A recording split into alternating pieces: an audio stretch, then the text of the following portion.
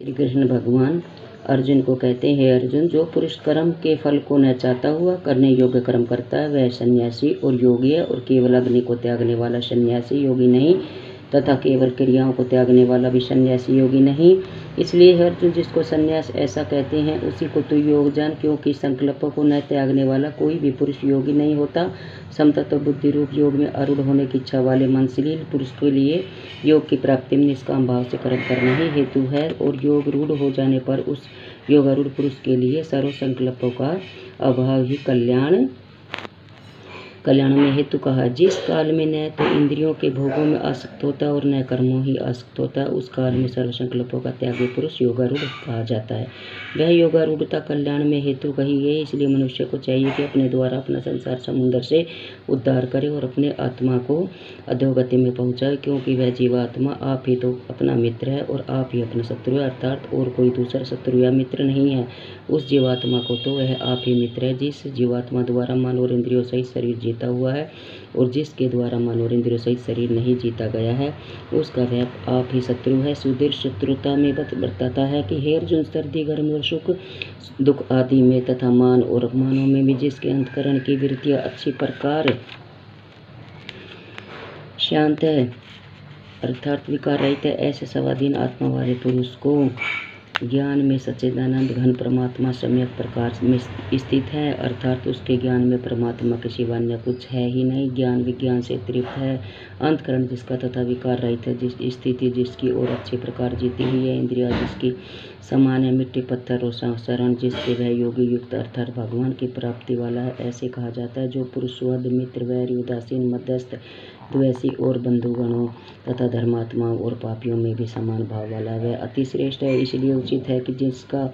मन और इंद्रियों सहित शरीर जीता हुआ है, ऐसा वासना रहित और संग्रह रहित योगी अकेला ही एकांत स्थान में स्थित वह निरंतर आत्मा को परमेश्वर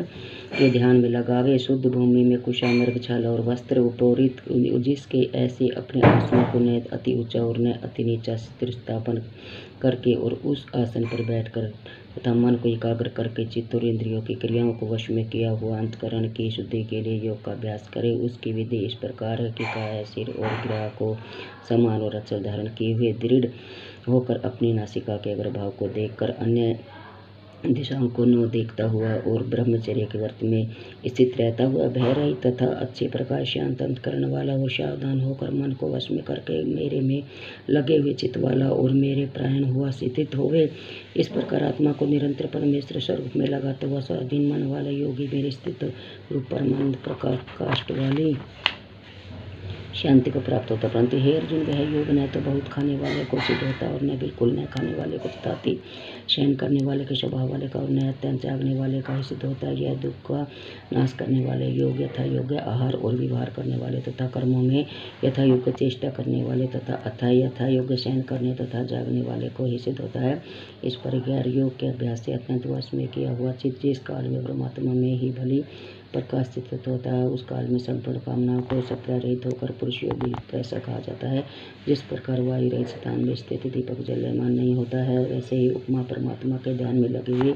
योगी के जीते हुए चित्त की कही गई है। हे अर्जुन, जिस अवस्था में योग के अभ्यास से निरुद्ध हुआ चित्त उपरामा हो जाता है, उस जिस अवस्था में परमेश्वर के ध्यान में शुद्ध हुई सूक्ष्म बुद्धि द्वारा परमात्मा को साक्षात करता हुआ सच्चिदानंद परमात्मा में संतुष्ट होता है, वह इंद्रियों से अतीत केवल शुद्ध हुई सूक्ष्म बुद्धि वाला ग्रहण करने योग्य और तंत्र आनंद है। उसको जिस अवस्था में अनुभव करता है और जिस अवस्था में स्थित हुआ योगी व भगवत स्वरूप से नहीं चलमान होता है, उस परमेश्वर प्राप्ति रूप जिस लाभ को प्राप्त होकर उस अधिक दूसरा कुछ लाभ नहीं है। और भगवत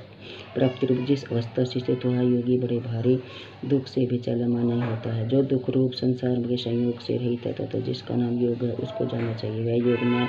उकताए हुए चित्त से अर्थात तत्पर हुए चित्त से निश्चय रूप पूर्वक करना कर्तव्य है। इसलिए मनुष्य को चाहिए कि संकल्प से उत्पन्न होने वाले संपूर्ण कामनाओं को निश्चितास अर्थात वासना और आसक्ति रहित त्याग कर और उस मन द्वारा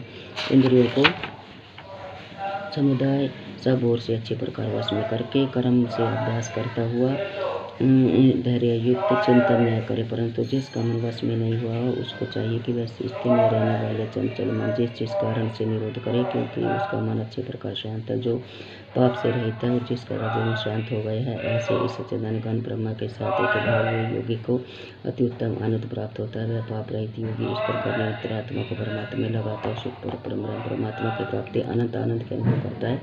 ये अर्जुन स्वरूपी अनंत चेतन में एक ही भाव से स्थित योग युक्त हुए आत्मा वाले तथा सब में स्वभाव देखने वाला योगी आत्मा को संपूर्ण भूतों में बर्फ के जल से सदृश व्यापक देखता है और संपूर्ण भूतों को आत्मा में देखता है। वह योगी सब प्रकार से बरसता हुआ भी मेरे में ही बरतता है, क्योंकि उसके अनुभव में मेरे सिवा अन्य कुछ है ही नहीं। हे अर्जुन, जो योगी अपनी सादृश्यता से संपूर्ण भूतों में सम देखता है और सुख अथवा दुख को भी सब में सम देखता है, वह योगी इस परमेश्वर माना गया। इस प्रकार इस भगवान के वाक्यों को सुनकर अर्जुन बोले कि हे मधुसूदन, जो यह ध्यान योगी आपने संत भाव से कहा है, उसके मैं मन के चंचल होने की बहुत काल तक ठहरने वाली स्थिति को नहीं देखता हूँ, क्योंकि हे कृष्ण, यह मन बड़ा चंचल और कठिन स्वभाव वाला, यह बड़ा दृढ़ और बलवान है, इसलिए इसका वश में करना भी वायु की भांति अति दुष्कर मानता हूँ। इस प्रकार अर्जुन के पूछने पर श्री कृष्ण भगवान बोले कि हे महाभाव, निसंदेह मन चंचल और कठिनता से वश में होने वाला, परंतु हे कुंती पुत्र अर्जुन, अभ्यास अर्थात सृष्टि के लिए बारंबार यत्न करने से और वैराग्य में वश में होता है, इसलिए इसको अवश्य वश में करना चाहिए, क्योंकि मन को वश में करने वाले पुरुष को योगी दुर्भाव है अर्थात प्राप्त होना कठिन है। स्वाधीन मन वाले पतनशील पुरुष द्वारा साधन करने से प्राप्त होने सहज है, यह मेरा मत है। इस पर अर्जुन बोले कि हे कृष्ण, योग से चलमान हो गया है मन जिसका ऐसा स्थिर वेतन वाला श्रद्धायुक्त पुरुष योग की स्थिति के अर्थात भगवत साक्षात्कार को न प्राप्त होकर किस गति को प्राप्त होता है। महाभाव, क्या है भागवत प्राप्ति के मार्ग में नहीं हुआ आश्रय पुरुष छिन्न भिन्न बादल की भांति दोनों ओर से अर्थात भगवत प्राप्ति और सांसारिक भोग से भ्रष्ट हुआ नष्ट हो तो नहीं हो जाता है। कृष्ण, मेरी संशय को सर्वमनतापूर्वक से छेदन करने के लिए आप ही योग्य है, क्योंकि आपके सिवा दूसरा इस संशय का छेदन करने वाला मिलना संभव नहीं है। इस प्रकार जिनके पूछने पर श्री भगवान बोले, हे पार्थ,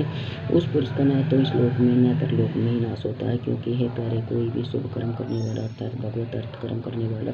दुर्गति को नहीं प्राप्त होता, किंतु वह योग भ्रष्ट पुरुष पुण्यमानों के लोक को अर्थात चरोग आदि उत्तम लोकों को प्राप्त होकर उनमें बहुत वर्षों तक वास करके शुद्ध आचरण वाले श्रीमान पुरुषों के घर में जन्म लेता है, अर्थात वैराग्यवान पुरुष उन लोगों में न जाकर ज्ञानवान योग में कुल में जन्म लेता है। परंतु इस प्रकार जो यह जन्म इस संसार में निसंदेह अति दुर्लभ है, वह पुरुष वहाँ उस पहले शरीर में साधन किए हुए बुद्धि के योग को अर्थात संभव बुद्धि योग के संस्कारों को अन्याय से प्राप्त हो जाता है। और हे कुंती कुरुनंदन, उसके प्रभाव से फिर अच्छी प्रकार भक्ति प्राप्ति के निमित्त यत्न करता है। वह विश्व के स्वभाव इसमें पहले के अभ्यास से ही निसंदेह भगवत की ओर आकर्षित किया हो जाता है तथा समत्व बुद्धि रूप योग से जिज्ञासु भी वेद में कहे हुए सकाम कर्मों को फल को उल्लंघन कर जाता है। जबकि इस प्रकार मंत्र पर यत्न करने वाले योगी को परम गति प्राप्त हो जाती है तथा कहना है कि अनेक जन्मों के अंत कर्म की सिद्धि प्राप्त हुआ अति प्रयत्न से अभ्यास करने वाला योगी संपूर्ण पापों को अच्छी प्रकार शुद्ध होकर साधन के प्रभाव से परम गति को प्राप्त होता है अर्थात परमात्मा को प्राप्त होता है, क्योंकि योगी तपस्वियों में श्रेष्ठ है और शास्त्र में ज्ञान वाले भी श्रेष्ठ माना गया है। सह काम करने वाले के भी योगी श्रेष्ठ अर्जुन हेतु योगी है। ये प्यारे, संपूर्ण योगियों में भी जो सर्वदेवान योगी मेरे में लगे हुए हैं, अंतरात्मा मेरे को निरंतर भजता है, वह योगी मुझे परम श्रेष्ठ मान्य है। अध्याय संपूर्णम।